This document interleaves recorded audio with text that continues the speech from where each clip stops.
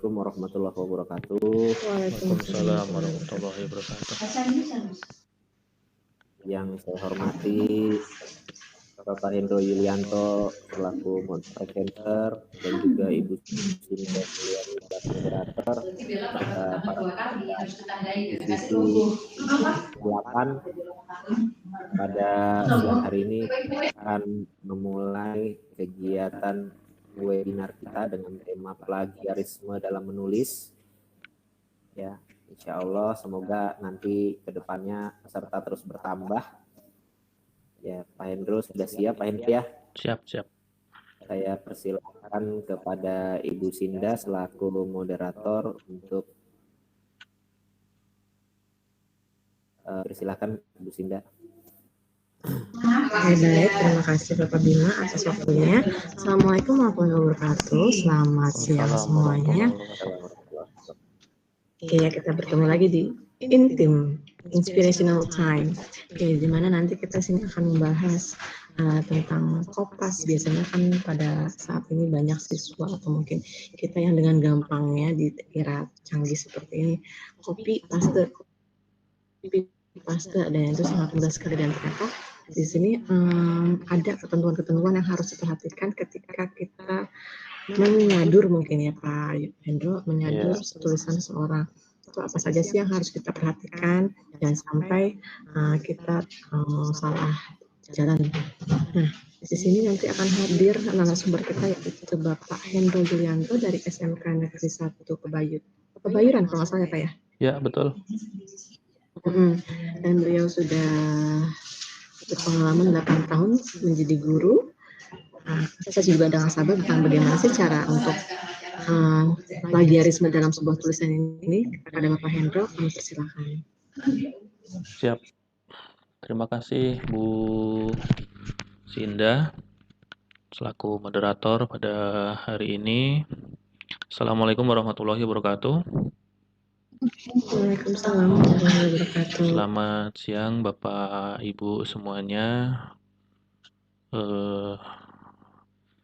Pertama kali tentunya kita selalu bersyukur atas kehadirat Allah Subhanahu wa taala yang masih memberikan nikmat sehat kepada kita semuanya di tengah kondisi pandemi yang sedang melanda dunia ini. Kita masih diberikan kesehatan. Terima kasih kepada Bu Sinda yang sudah memberikan waktu kepada saya. Langsung saja ya, untuk mempersingkat waktu, saya akan mulai pemaparan saya tentang plagiarisme dalam. Sudah terlihat Bu Sinda? Iya Bapak sudah. Oke. Baik, saya mulai ini sekilas kurikulum vitae saya. Nama lengkap saya Hendro Yulianto, pendidikan S1. Instansi sekarang di SMK Negeri 1 Pebayuran.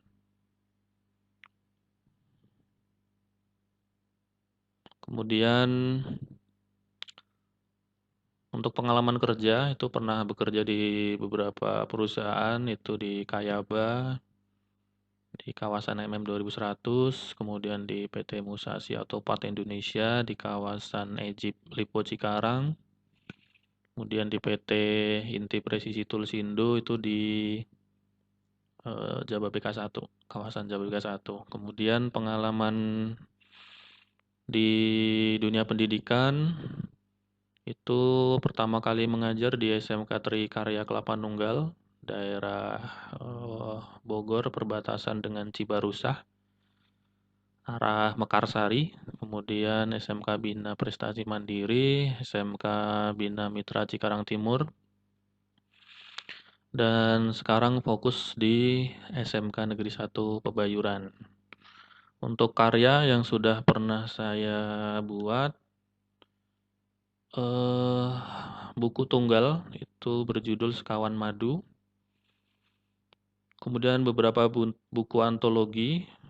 Ini ada 1, 2, 3, 4, 5, 6, 7, 8, 9 buku antologi. Masih ada 2 buku antologi lagi yang sedang proses cetak. Ini sekilas kurikulum vitae saya. Kemudian saya juga tergabung di komunitas pengajar penulis Jawa Barat. Oke, kita mulai pemaparan tentang plagiarisme. Berbicara tentang plagiarisme atau apa namanya, sering kita dengar itu plagiat, itu tentunya tidak jauh dari hal tulisan. Kalau Punten Bapak, ya, Pak Hendro belum berubah ya? Masih di CV slide-nya? masih di CV. Iya. Berarti saya keluarkan dulu dari ini aja. Berarti manual aja. Saya klik manual aja. Muncul, Bu? Iya, siap keluar Nah, plagiarisme. berarti manual aja berarti ya. Saya klik manual. Ya, saya ulang ya, Bapak Ibu, berbicara tentang plagiarisme, kalau kita mempelajari tentang bahasa Indonesia, di sana ada 4 kecakapan atau 4 kompetensi yang harus dimiliki oleh setiap siswa kalau kaitannya dengan sekolah. Atau lebih dikenal dengan makracalis. Makracalis itu maknya itu menyimak, ra-nya itu berbicara, ca-nya itu membaca, lis-nya itu menulis. Nah, dalam hal menulis, tentu beberapa orang kadang nggak mau ambil pusing. Langsung nyari di internet, langsung di kopas saja. Termasuk mungkin beberapa siswa kita pasti ada yang melakukan seperti itu ketika kita berikan sebuah tugas. Kita lanjut. Apa itu plagiarisme? Ini menurut Peraturan Menteri Pendidikan Republik Indonesia Nomor 17 Tahun 2010 menyebutkan bahwa plagiat adalah perbuatan sengaja atau tidak sengaja dalam memperoleh atau mencoba memperoleh kredit atau nilai untuk suatu karya ilmiah dengan mengutip sebagian atau seluruh karya dan atau karya ilmiah pihak lain yang diakui sebagai karya ilmiahnya, tanpa menyatakan sumber secara tepat dan memadai. Jadi kalau kita pahami, ini plagiat adalah berarti sengaja atau tidak sengaja mengambil karya orang lain tanpa menyebutkan sumbernya. Misalkan ngambil dari buku, tidak dicantumkan buku apa dia mengutipnya. Kemudian dalam Kamus Besar Bahasa Indonesia tahun 2008 disebutkan bahwa plagiat itu adalah pengambilan karangan, baik itu pendapat dan sebagainya dari orang lain, dan menjadikannya seolah-olah karangan atau pendapatnya sendiri. Jadi ngaku-ngaku, ini punya saya loh, padahal itu bukan tulisannya dia sendiri, bukan buah pemikirannya sendiri, tapi hanya ngambil dari orang lain, tapi di aku ini punya saya loh, seperti itu. Ini tidak diperbolehkan, itu namanya plagiat. Kemudian selanjutnya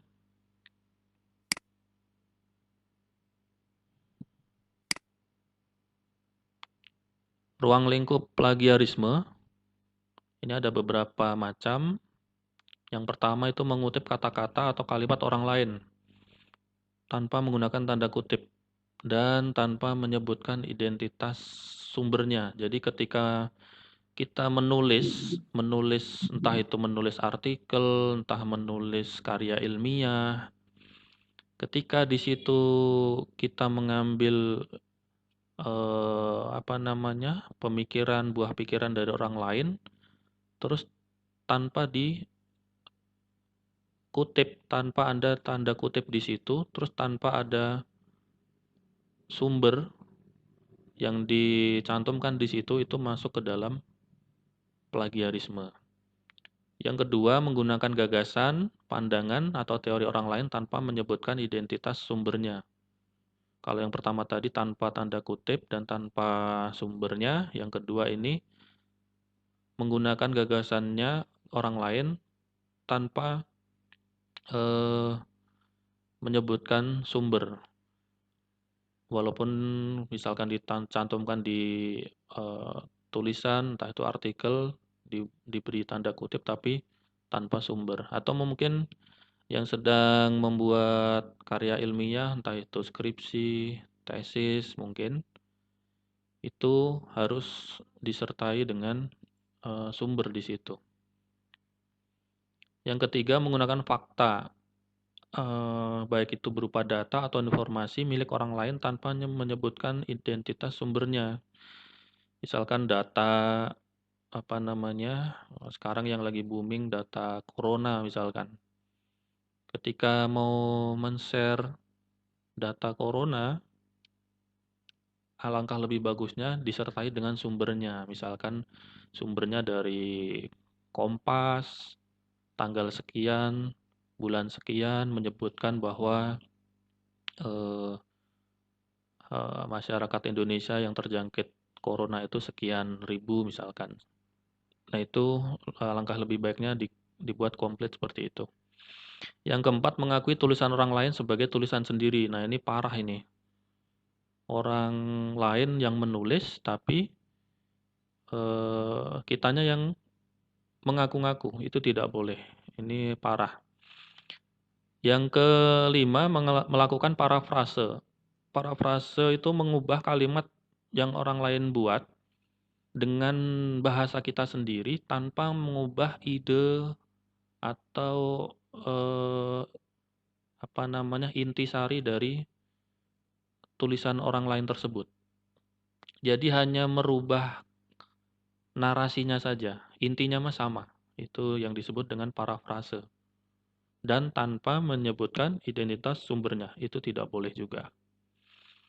Yang keenam, yaitu menyerahkan suatu karya ilmiah yang dihasilkan dan atau telah dipublikasikan oleh pihak lain seolah-olah sebagai karya sendiri. Nah, ini udah dipublikasikan oleh orang lain, misalkan ada buku orang lain sudah menerbitkan buku. Nah, itu kitanya ngaku, oh itu buku saya. Itu juga tidak boleh. Ini hampir sama dengan yang poin ke nomor 4 tadi.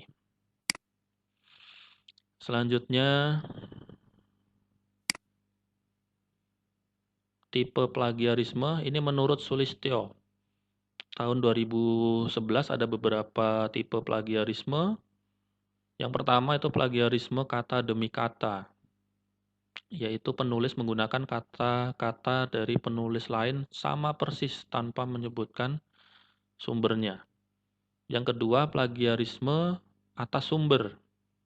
Jadi penulis menggunakan gagasan orang lain tanpa memberikan pengakuan yang cukup atau tanpa menyebutkan sumber secara jelas. Jadi sumbernya disamarkan. Yang ketiga, plagiarisme kepengarangan, yaitu penulis mengakui sebagai pengarang karya tulis karya orang lain. Jadi seperti yang tadi, orang lain yang nulis, kita yang mengaku. Kemudian yang keempat, menurut Sulistyo, itu self-plagiarism, yaitu termasuk dalam tipe ini adalah penulis mempublikasikan satu artikel pada lebih dari satu redaksi.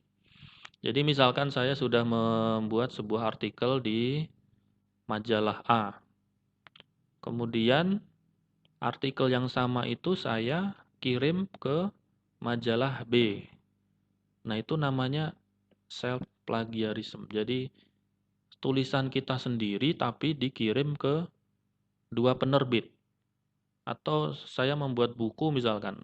Buku yang pertama saya cetak di penerbit A. Nah, setelah itu saya terbitkan lagi di penerbit B. Judulnya sama, isinya sama. Nah, itu tidak boleh juga. Itu termasuk ke dalam self plagiarism. Jadi memplagiasi diri sendiri. Kemudian mengapa terjadi plagiarisme? Ini ada 3 hal. Yang pertama, bisa jadi karena terbatasnya waktu untuk menyelesaikan sebuah karya ilmiah yang menjadi beban tanggung jawabnya. Misalnya yang sedang membuat karya ilmiah, skripsi, terdesak, misalkan bulan Maret sudah harus sidang, sedangkan bulan Februarinya belum apa-apa misalkan. Karena kepepet, terdesak oleh waktu, bisa jadi melakukan plagiarisme. Yang kedua, rendahnya minat baca dan minat melakukan analisis terhadap sumber referensi yang dimiliki. Nah, ini turut prihatin juga terkait dengan rendahnya minat baca, terutama di Indonesia. Kemarin itu saya baca di sebuah lembaga survei di harian Kompas. Itu ternyata bangsa Indonesia itu, negara Indonesia itu menduduki peringkat 72 dari 76 negara yang rendah minat bacanya. Luar biasa itu. Kemudian dalam hal numerasi atau hitung-menghitung, Indonesia itu peringkat 72 juga dari 78 negara. Nah, makanya sekarang tidak ada UN, diganti dengan AKM yang berfokus kepada literasi dan numerasi. Walaupun literasi itu ada macam-macam, ada literasi ada literasi sains, literasi budaya, literasi digital dan lain sebagainya, tapi yang dimasukkan ke dalam AKM itu hanya literasi dan numerasi saja. Kemudian yang ketiga, kurangnya perhatian dari guru ataupun dosen terhadap persoalan plagiarisme. Nah, ini tentunya banyak, apalagi musim daring seperti sekarang ini, kita sebagai guru tentunya harus pandai-pandai mengecek tugas dari siswa. Jangan sampai mereka melakukan plagiarisme. Selanjutnya, sanksi dari plagiarisme ini cukup berat. Menurut Undang-Undang Nomor 20 Tahun 2003 mengatur sanksi bagi orang yang melakukan plagiat. Khususnya yang terjadi di lingkungan akademik. Sanksi tersebut adalah sebagai berikut. Ini pasal 70. Yaitu lulusan yang karya ilmiah yang digunakannya untuk mendapatkan gelar akademik, profesi atau vokasi sebagaimana dimaksud dalam pasal 25 ayat 2 terbukti merupakan jiplakan dipidana dengan pidana penjara paling lama 2 tahun dan atau pidana denda paling banyak 200 juta rupiah. Luar biasa ini dendanya. Makanya jangan sekali-sekali kita terjebak dalam plagiarisme. Kemudian kalau di Peraturan Menteri Pendidikan Nomor 17 Tahun 2010, ini sanksinya berupa teguran, peringatan tertulis, penundaan pemberian sebagian hak mahasiswa, pembatalan nilai, kemudian pemberhentian dengan hormat dari status mahasiswa, ada juga yang pemberhentian tidak dengan hormat dari status mahasiswa, bahkan kalau sampai parah plagiarismenya itu bisa sampai ke pembatalan ijazah, apalagi telah lulus dari proses pendidikan. Nah, selanjutnya, nah ini yang penting kita harus perhatikan adalah ketika kita membuat tulisan, ketika kita mau menulis, harus kita perhatikan dalam melakukan pengutipan. Yang pertama itu setiap kali kita mau mengutip teori seseorang, jangan lupa diberikan 2 tanda kutip di situ. Kemudian jangan lupa disampaikan sumbernya. Bisa langsung di sampingnya atau bisa juga kalau di skripsi itu ada catatan kaki di bagian bawah seperti itu. Kemudian yang kedua, menuliskan daftar pustaka. Jadi setiap menulis karya ilmiah, artikel ilmiah, tentunya kita harus selalu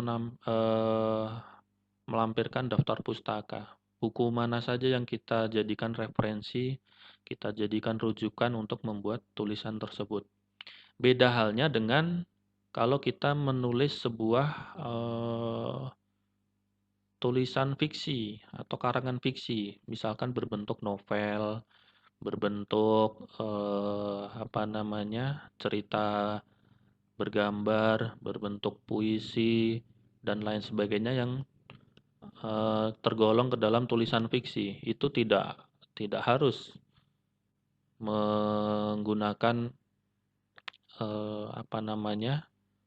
tanda kutip, kemudian menyampaikan sumber, apalagi daftar pustaka, karena itu tergolong fiksi. Tapi kalau kita menulis sebuah tulisan yang ilmiah, karya ilmiah, sudah pasti kita harus melampirkan, menuliskan di situ sumber-sumber referensi yang kita pakai dalam penulisan sebuah buku tersebut. Kemudian hal yang penting juga ketika kita menuliskan parafrasa, itu tetap kita harus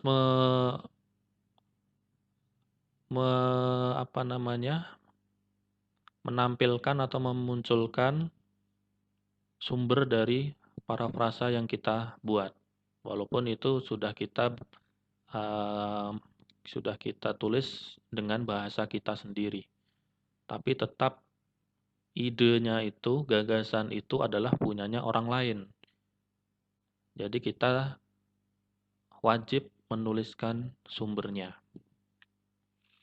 Kemudian yang selanjutnya yang penting kita lakukan adalah ketika menulis yaitu menggunakan alat atau aplikasi pendeteksi plagiarisme. Kalau kita cari di Google itu banyak aplikasi. Yang sering saya pakai itu adalah Dupli Checker. Kita bisa coba Dupli Checker. Kita masuk ke Google. Terlihat ya, Bu Sinda? Google-nya? Belum, Pak. Belum. Dupli Checker. Belum. Tulisannya gimana, Pak? Dupli Checker. Ini laman Google saya kelihatan? Belum. Belum ya? Berarti sinyalnya ini. Iya, cuma Turnitin.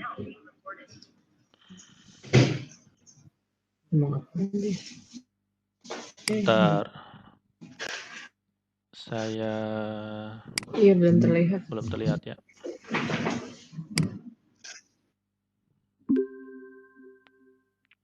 Saya share screen ulang. Mohon maaf ini sinyalnya luar biasa. Karena lagi di sekolah ini, sekolahnya pelosok. Perbatasan dengan Rengas Dengklok dengan Karawang. Di Aulia ya, Kak? Oh, perbatasan Karawang. Iya, nyebrang udah Rengas Dengklok, Bu. Tapi masih NKRI kok, Bu.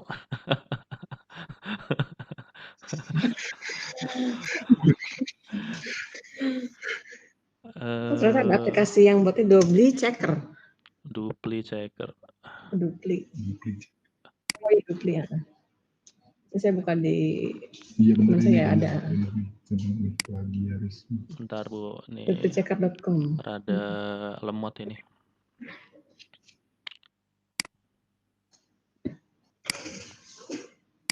Sudah muncul Ibu Google-nya? Terus dibuka. Belum, Pak.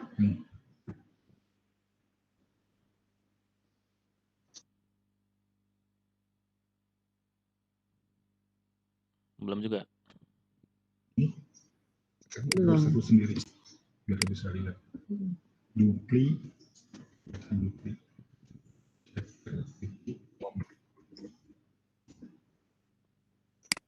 Nah, sudah mulai. Sudah mulai. Nah, tinggal Terlihat. kita ketik Sudah. di Google ini Dupli Checker. Dupli Checker ini udah ada nih, Dupli Checker. Sebenarnya banyak aplikasi yang bisa kita pakai, cuman saya seringnya pakai ini gratisan. Kita klik di sini duplichecker.com 100% free. Nah, kelemahan dari Duplichecker ini hanya bisa mengecek plagiarisme sebanyak 1000 kata. Jadi kalau Bapak Ibu punya tulisan yang nyampe 20.000 kata atau mungkin 50.000 kata, itu harus di-upgrade ke Pro-nya. Kalau yang free itu hanya maksimal 1000 kata. Sudah muncul Ibu tampilannya ya?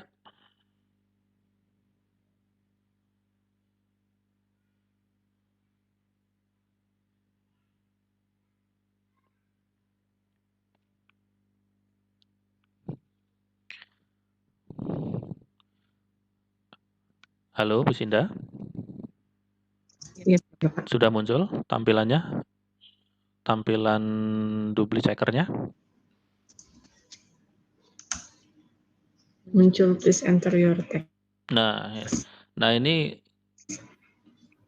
kalau sudah muncul seperti ini, teksnya tinggal bisa dikopas ke sini. Misalkan kita sudah nulis, kita sudah nulis, kemudian Sudah.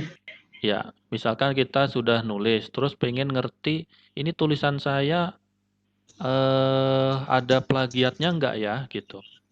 Nah itu bisa kita cek di sini, bisa langsung kita kopas ke sini, atau bisa juga kita upload.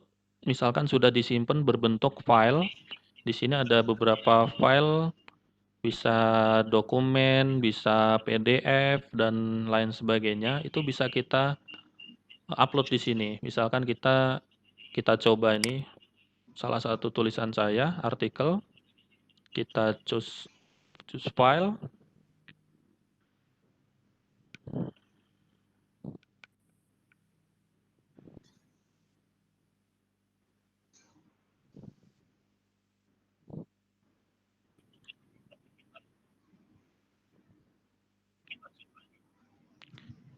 Misalnya kita masuk ke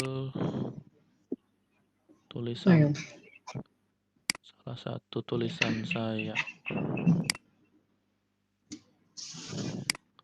Ini salah satu tulisan saya di majalah. Nah, misalkan ini tulisan saya, artikel, pengen saya cek, ini tulisan saya ada plagiatnya atau tidak. Itu tinggal diklik di file yang kita mau cek. Kita buka. Nah, ini sedang mengupload, proses upload file. Nah, otomatis tulisannya akan masuk ke sini. Ini tulisan saya berjumlah 476 kata. Jadi masih bisa, karena maksimal limitnya adalah 1000 kata. Oke, ketika sudah di choose file, sudah di-upload, file yang mau kita cek itu ada plagiasinya atau tidak. Ini udah muncul seperti ini, baru kita geser ke bawah, scroll ke bawah. Kita cek plagiarism. Kita klik di sini.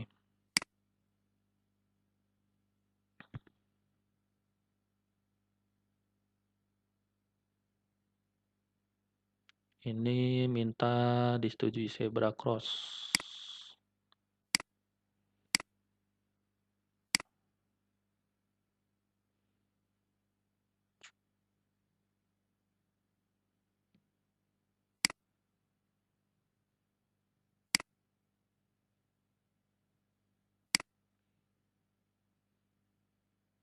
Meteran parkir.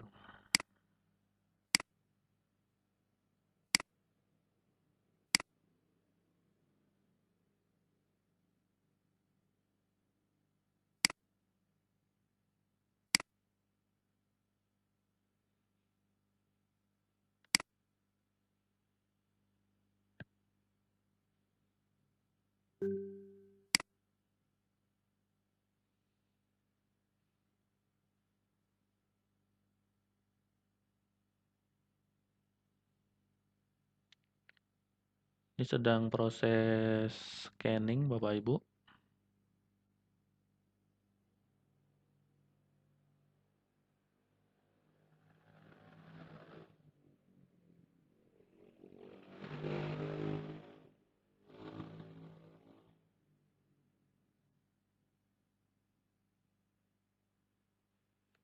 Ini sedang proses scanning plagiarism.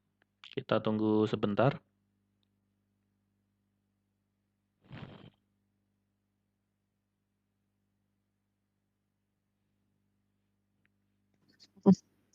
Penuh ya. Baru 3%, nanti sampai 100%. Iya, Miss. Iya. Kalau per kata juga bisa berarti ya Pak Hendro ya? Bisa juga. Atau per kalimat? Iya. Oh, kalau per kalimat terlalu pendek, Bu. Paling perkarangan aja, Bu. Perkarangan. Paling tidak di atas 100 kata lah gitu, bisa.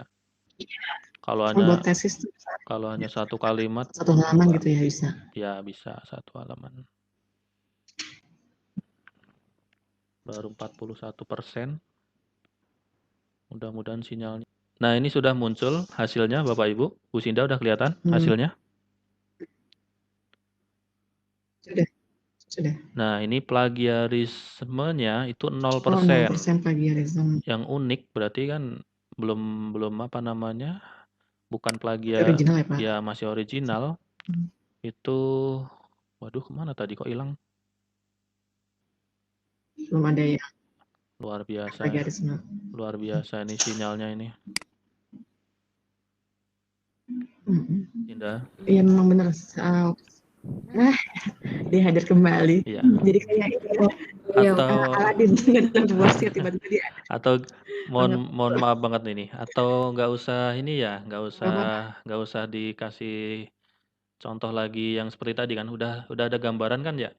Jadi masuk ke dupli checker, kemudian diupload file yang mau kita apa namanya? Mau kita cek plagiarismenya. Udah nanti ketemu langsung muncul scanningnya. Jadi di scan kemudian muncul berapa persen yang plagiat. Kalau ada 0, muncul 0% plagiarisme, berarti aman. Ketika muncul ternyata kok 25% plagiat, yang 75% unik, berarti itu aman. Seperti itu, Bu. Intinya seperti itu. Kategori amannya berarti ketika 50%. Bagaimana, Pak? Amannya 0%. Plagiatnya 0%. Berarti misalnya nih saya kebanyakan nih tulisannya, ini plagiat semua berarti ya harus itu diganti. Harus diganti. Iya, saya kira harus mungkin ada kutipannya atau ada apanya. Iya, harus diganti. Atau bisa juga dirubah-rubah dikit di katanya, di beberapa kata. Cari yang sinonim, dimodif sendiri. Cari yang bersinonim dengan maksud yang sama. Itu untuk menghindari plagiarisme. Asalkan di situ Harus tidak kreativitas tidak juga. terdetek ya aman gitu. Seperti itu, Bu. Dibutuhkan kreativitas berkata-kata. Betul, seperti itu. Vocabulary kita harus banyak juga berarti perbenaran katanya ya. Iya. Itu Gitu ya, hanya Bu bisa Sinda? didapatkan dari rajin belajar. Gitu, Bu Sinda. Mohon maaf Oke, ini, Bapak. mohon maaf tadi, yang saya yang saya tunjukkan untuk pengecekan secara online melalui melalui Dupli Checker itu tidak bisa berjalan maksimal karena kendala di sinyal. Tapi mudah-mudahan tadi yang muncul tadi sudah sedikit memberikan gambaran kepada Bapak Ibu semuanya, cara ngeceknya itu seperti itu. Itu hanya salah satu contoh ya Bapak Ibu. Masih banyak cara yang lain, aplikasi-aplikasi yang lain untuk mengecek apakah tulisan kita ini masuk ke dalam plagiat atau tidak. Seperti itu. Kalaupun ada plagiat, misalkan 25%, kan nggak mungkin tulisan kita langsung udah ganti aja semua gitu kan, nggak mungkin. Paling solusinya untuk menghindari di situ supaya tidak terdetek oleh plagiat, tadi solusinya adalah beberapa kata kita rubah dengan menggantikan kata-kata yang bersinonim dengan kata tersebut. Yang penting pas dicek lagi di situ tidak terdeteksi plagiat, seperti itu. Nah, yang mau saya tanyakan nih Pak, Mangga. ketika ada plagiat, ketahuan nih ada 20% plagiat, nah itu di tulisannya ada simbol merah atau apa? Iya, ada simbol merah. Nah Simbol merah. tadinya pertama saya mau memberikan contoh yang Contoh yang aman, ada plagiat ya. yang Oh, aman, contoh yang aman. yang 0% plagiat. Kemudian mau saya kasih contoh lagi, satu lagi yang ada plagiatnya 30%, gitu. Baru nanti di situ pas ada muncul 30% plagiat, itu bisa kita cek di kalimat mana ini yang plagiat, langsung muncul merah semuanya itu. Oh, di sini yang plagiat, di sini yang plagiat. Dan itu bisa di-print, Bu. Bisa di-download berbentuk PDF atau Word.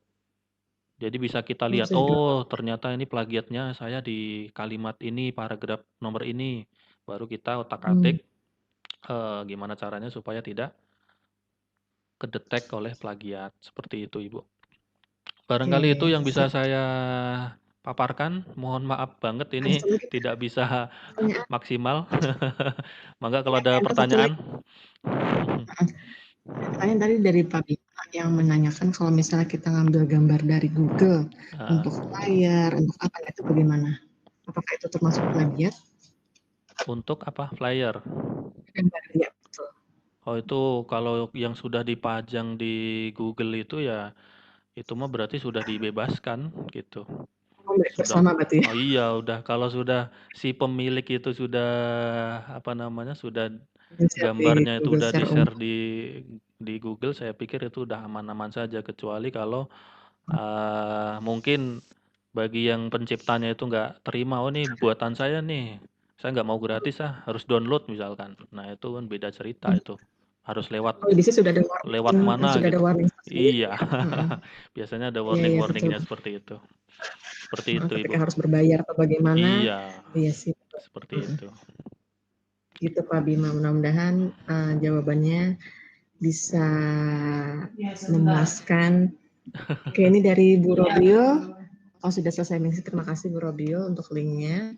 Ada lagi Bapak Ibu yang ingin bertanya? Mungkin tadi udah lumayan jelas ya, karena kita sudah praktek langsung dengan pakarnya tentang plagiat. Kalau dalam bahasa Indonesia plagiat, kalau dalam bahasa Inggris mungkin copy paste. Iya, sama aja sih itu. Sama aja.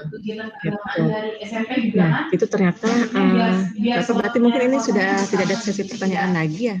Oh gitu. Pak Bima sudah bertanya. Bu Nani juga tadi sudah memberitahu apa itu citasi, sudah sharing. Sementara tadi Bapak kelempar keluar, tadi kita sharing. Oh gitu, siap. Lalu ada lagi yang ingin bertanya tentang plagiat? Lagu juga bisa plagiat ya Pak ya? Bisa juga. Sekarang banyak yang di remix. Iya, itu pun juga harus izin kepada si pembuatnya gitu. Kayaknya pembuatnya ya. Iya, semuanya harus izin Ibu. Iya. Seperti itu. Oke. Baik, Bapak Ibu, Siap. sudah jelas sekali bahwa Monggo sudah silakan. idealisme bagaimana. Yang terakhir paling Ibu ya, Bu Sinda, kalau tidak ada pertanyaan. Yang terakhir saya mengajak kepada teman-teman Bapak Ibu ini, mari kita semuanya menulis apapun lah itu, tentang apapun. Perkara jelek, tidak nyaman nomor sekian, yang penting nulis dulu aja. Karena yang akan dikenang itu nantinya adalah tulisan. Gitu. Ketika kita udah kemana gitu kan dengan ada kata bijak mengatakan bahwa dengan membaca kita akan mengenal dunia, dan dengan menulis kita akan dikenal dunia. Barangkali itu yang bisa saya sampaikan. Mohon maaf sekali ini kurang maksimal penyampaiannya pada saat sesi uji coba tadi, karena sinyalnya kurang mendukung. Terima kasih kepada semuanya. Saya kembalikan ke Bu Sinda. Wassalamualaikum warahmatullahi wabarakatuh. Waalaikumsalam warahmatullahi wabarakatuh. Terima kasih Bapak Hendro. Sebuah closing yang sangat bagus sekali, di mana dengan membaca kita tadi gimana Pak? Lupa lagi. Dengan membaca kita akan mengenal dunia. Dengan menulis kita akan dikenal oleh dunia. Seperti itu. Ya, dan itu ya, imbuhannya. Oke, baik Bapak Ibu, terima kasih atas kehadirannya. Seperti yang tadi diucapkan oleh Bapak Hendro, bahwa di sini kita sebagai seorang guru dituntut untuk kreativitas kita untuk menulis, untuk membaca, jangan sampai kita tertinggal oleh murid-murid kita, karena kita adalah sumber inspirasi bagi para siswa-siswa kita. Oke, terima kasih atas kehadirannya. Saya Sinda Mulyani selaku moderator dan Bapak Hendro Yulianto selaku narasumber. Pamit undur, kami serahkan kepada Bapak Bima Sasongko sebagai host kali ini. Wabillahi taufiq wal hidayah. Assalamualaikum warahmatullahi wabarakatuh. Waalaikumsalam warahmatullahi wabarakatuh. Silakan Bapak Bima. Gitu ya, siap. Ya, terima kasih Bu Sinda yang sudah memoderatori kegiatan ini, Pak Hendro, materinya luar biasa. Sama-sama Pak Bima. Semoga bisa bermanfaat dan bisa diaplikasikan oleh kita semua. Ya, terima kasih. Salam kenal, saya Bima dari SMA Negeri 8 Tambun Selatan. Siap, Pak Bima, salam kenal. Semoga bisa bekerja sama di lain waktu. Siap. Amin. Ya. Terima kasih semuanya. Pamit undur.